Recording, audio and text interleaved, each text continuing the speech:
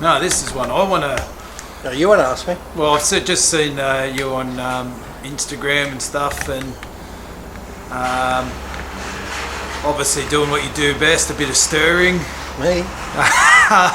So what did you think of the President of the United States and his visit to meet with... I thought it was good. That's the thing I don't understand with Trump. Like, you had De Niro the other day say, fuck Trump. And, you know, Trump's been in president now a year and a half, and these fucking lefty loonies still can't get over the fact that, you know, he's president, and they just bitch about everything he does. I see that as a good thing, but they'll spin it as a bad thing. Even the trade thing they will. But like I said, the economy's been up, job growth's been up. You know, he's done a lot of good, but they can't accept any of that. And now with this latest immigration thing where they take the children off the people who illegally, that's what the key word is, illegal, they're breaking the law, your kids get taken off them. Well, here's a news flash. You know, the Democrats, the fucking Clinton passed that law, and then when Obama was in, he kept that same law in for the whole 8 years he was there. Did anyone have a problem with it then? No. You get Trump who enforces it more, now they've got a problem all of a sudden, so they're all fucking full of shit. And here's another news flash. I know here in Australia, or anywhere, if you're parents, if you're a mum and dad, or just a single mum or a single dad, and you break the law because you do something illegal, guess what? Your kids get taken off you.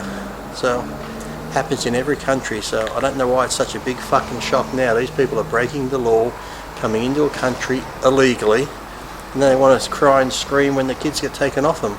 Because you can't have kids go into an adult prison, can you now? But where the kids are, they're well looked after. Where they're talking about cages and shit, they showed you where the kids are, so it's just all bullshit. So I'm sick of hearing about it. And everything Trump does, they're going to fucking complain about. So yeah, oh look, I think there's very biased reporting about him, and say my son came home and said, "Oh, Donald Trump's banning all Mexicans from coming into the country," and I said to him, I tell him, I said, I always think like a businessman. Run a business, so it's like, it's a bit more complicated, mate. Like these people are... But the thing is too, it's like I said even about the illegals coming today. He was on the news this morning, he goes, look, we're not stopping immigration at all. Yeah. If you want to come in through the proper channels, you're more than free to come in through the proper channels. Like when I went over there, I had to take paperwork, I had to apply for a green card and this sort of stuff. So it's the same as here in Australia. They complain about, you know, people on my Facebook, they say, oh, you're racistly, this and that, because you don't want people coming from these countries. I said, look, the people that come here hate the Western world, they hate our ways, they cross how many countries that have their same laws, have their same customs to come to Australia. And they say with themselves, like, well, they got no money, they're fleeing this, they're fleeing that. But they do have money because they're paying $10,000 a head to get on a boat. You know, the real refugees that have no money and have nothing are waiting in refugee camps over in those countries. So don't give me that shit. Australia's been more than welcoming of refugees, or if someone needs a hand, Australia helps them out. But if you're coming in through the back door, through the improper ways, shit's going to happen. Then you get the ones that were stuck on Christmas Island, Manus Island, and in detention cares, and the guy's like, well, you know, Lee, they're scared for their lives, they're this, they're that. I'm like, well, okay, let's say you are. You go to a detention centre. Now you got a roof over your head for you and your children. You got meals, you got internet, you got phones, you go on day trips. Okay, you might be there for a year or two, but guess what? No one's bombing you. No one's going to kick the door down and shoot you.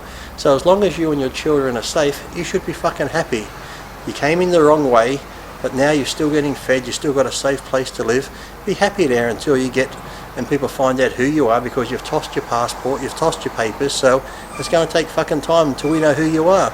No one in this country would let somebody in. If I just brought someone from Afghanistan or Germany, if they just walked up and came in through their back door and said, hello, I'm staying here in your house, you wouldn't fucking let them in. You don't know their background, you don't know who they are, what they're like, if they're crazy, if they're, you know, normal. You wouldn't just let them in. So, you know, the government has to do this sort of shit. And you get these people, oh no, it's not right, it's this, it's that. Well, you people that are complaining, you let them in. You go over there, sponsor a child, bring them over, let them into your house. Go down to that deportation centre and say, you know what, I vouch for this person. I don't know who he is, I don't know his name even, but give me that person, that one there, and that one there, and they can come to my house. I don't know nothing about them. I don't know if they even speak English yet, but I'll pick those 4 people out. They can come stay with me, and you let them come live in your house and see what happens. They might be good, we don't know. They could be rapists from over there, they could be murderers from over there, they could be planning on murdering you. We don't know this yet, but you know what? Because your heart's so bleeding, you let them come stay with you. So people just want to bitch about everything. The world's getting worse bitching about fucking everything now as things go on. You can't do anything anymore. So now, and back to Trump. Back to the North Korean thing. Yes, he's in China today. He was in China with the Chinese president today, so he's actually flown from North Korea to China now. So, like I said, you can understand why, on one hand, people say he's crazy, but people say Trump's crazy, and everyone just labels someone crazy, like, oh, he was crazy, or, you know, Saddam was crazy, these people are crazy. You know, everyone's a bit fucking crazy, but that's how they try and demonise people. But the North Korea guy, okay, he might have done shit. Who hasn't done shit? They always say America wouldn't do that. America's committed atrocities in wars and that every fucking country has. So don't give us that shit. But like I said, how would you feel if you're a country and they say, we want you to get rid of all your nukes? They'll be like, well, why can you have them? If I've got to get rid of mine, you get rid of yours. So people are like, oh, but America's a superpower. They need them, you know. What, you're the fucking world police, are you? So no. Every time you get in a war, every other country has to come and help you. And we saw what happens when you don't have nukes with Saddam and other countries. America will invade. If you have a nuke, it's more like you got it there for security, because you know if you've got nuclear weapons, America's not going to come and invade you in fear that you might be crazy and push that button. But like I said, even if he was crazy, I'm sure someone like him would know that, okay, I could hate America and the rest of the world, but I'm not that dumb to push a button, because if I push a button, I know I'm going to get annihilated. It wouldn't take much to fucking wipe out North Korea if he pushed a button. So, like I said, it's more just a security thing that if I have them, I know it's going to keep you out. So, like I said, America wants to be the world police and get everyone else to denuclearise.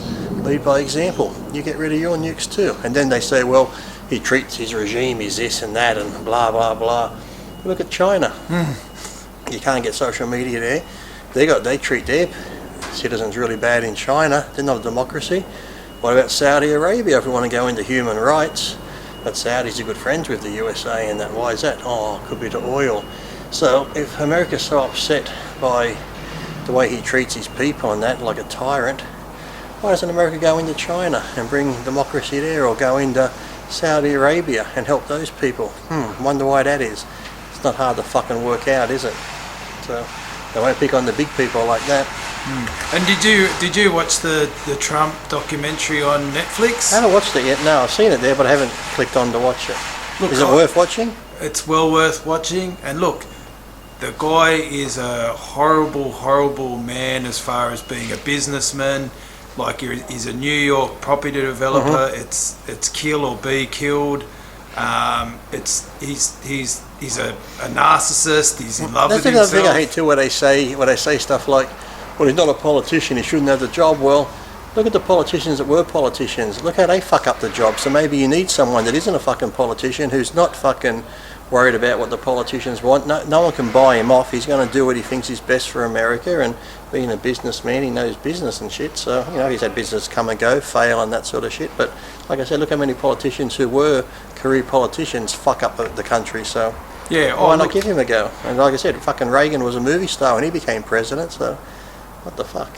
What I liked about this documentary was you got to see the warts and all. You got to see the good, the bad. But the thing that I like is you know everything about him. You know, that's the good thing too. And the good thing about him is too, all the shit he said he was going to do, he's done. I'm sick of hearing politicians in Australia and everywhere else when it comes election time, I'm going to do this, I'm going to do that. They get your votes and they don't do fuck all. They actually do the opposite of what they say they're going to do.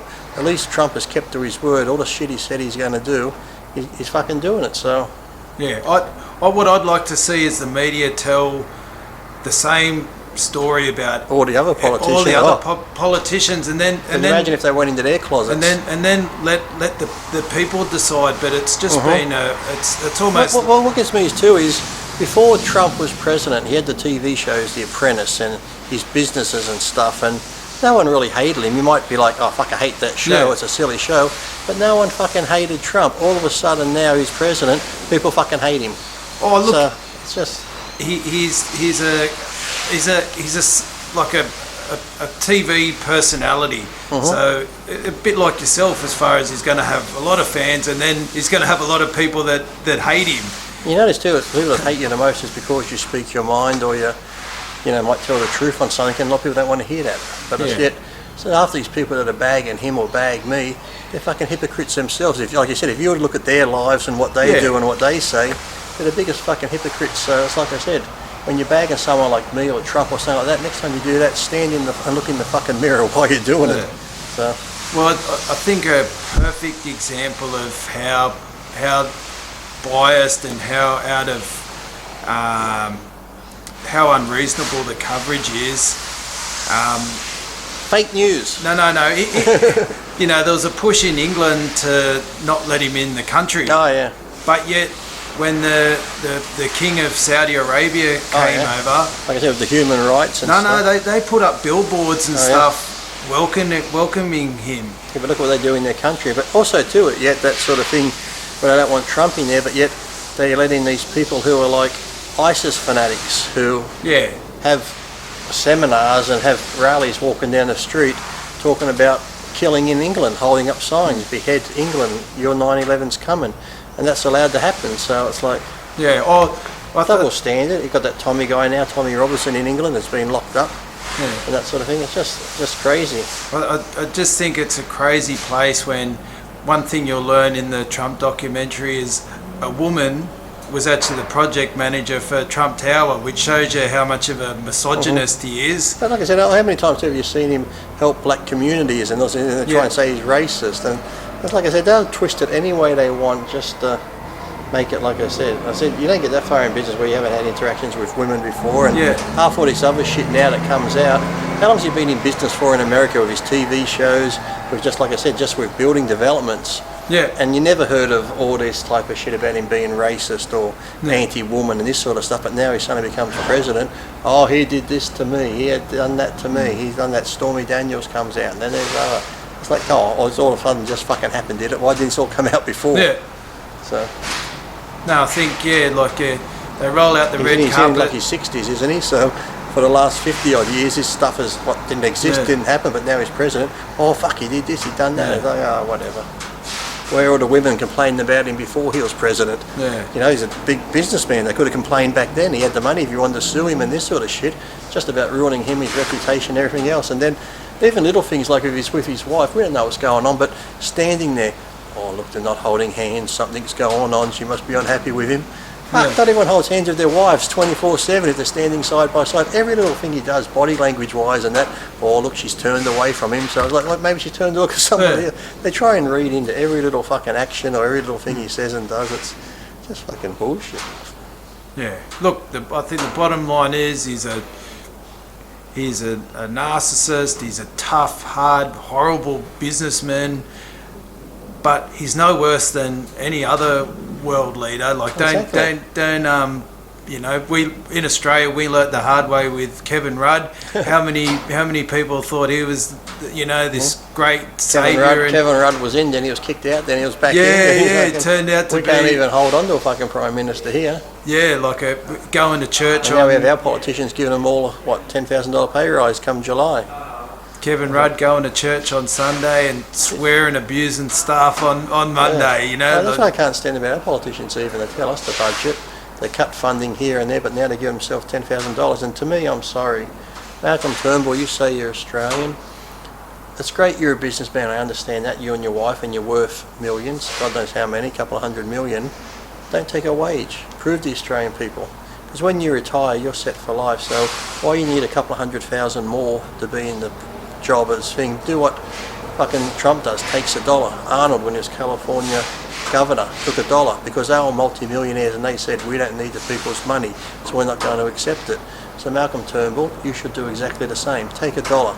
You've got enough money. When you retire and you're worth a couple of $100 million, you've got all the properties and you have all that money, why is taking a couple of 100,000 a year for a pension going to help you? Why? You don't need that money. Give it to the people that fucking need it. So prove that you're in there for the country and for the Australian people. Don't take a wage and fucking put it towards good use, because you don't need the money. Your wife doesn't need, Lucy doesn't need the money. So prove to the Australian people what a good person you are. Otherwise, you're just another dick like the rest of them. Put your money where your fucking mouth is. come on, mate, that Point Piper mansion, that ain't peanuts to maintain. Exactly, that'd cost them Yeah, that's about $30 million home. Yeah. Imagine the power bill on that, mate. That Exactly. 10 So grand all these will. politicians, it's like the money they make while they're in there. To me, it's like when you retire, they get like over 100,000 or more plus all the perks. To me, it's like when you retire, the average pension gets like what 24,000 a year, 26,000. To me, okay, then you want to give a politician more, give them 50, 60. That's capping it at 60. You don't need any more. And while you're in there all those years, you're getting a couple 100,000 a year. You're in Canberra, that's paid for, your food's paid for, your cars are paid for. If you're getting a couple 100,000 a year and you're a politician for say 15, 20 years, if you can't be a self-funded fucking retiree by saving that money, you've got problems. And how many of them we hear on TV have 10 properties here, 15 properties here, 20 properties here? So to get the money they get once they retire is fucking bullshit when everyone else is struggling. So No, mate, they get used to the fancy lunches and dinners and travelling around. Like they can't live $100 a day expense money for food. They can't live like a normal pensioner. Oh, they come on TV. What about the ones that come on TV? The ones that come on TV and say, I could live on $17 a day. I was like, oh, fuck off, could you?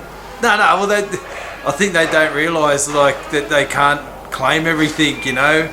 And I think it's been proven when we had Mike Baird, who was like the New South Wales Premier, comes on TV at a big speech.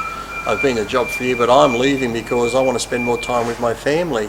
And then he leaves, retires, gets his retirement money, which is paid every fucking whatever gets paid. But now he's working for the bank, getting $1 million a year on top of that. I think it was $2 million. Is it $2 million? Yeah. My mum's on a pension. If she makes more than $70 a week cash, he's got to fucking claim it, and they cut her pension back. Yeah. So he can get his pension and then make a couple of million on top of that. It's like, fuck off.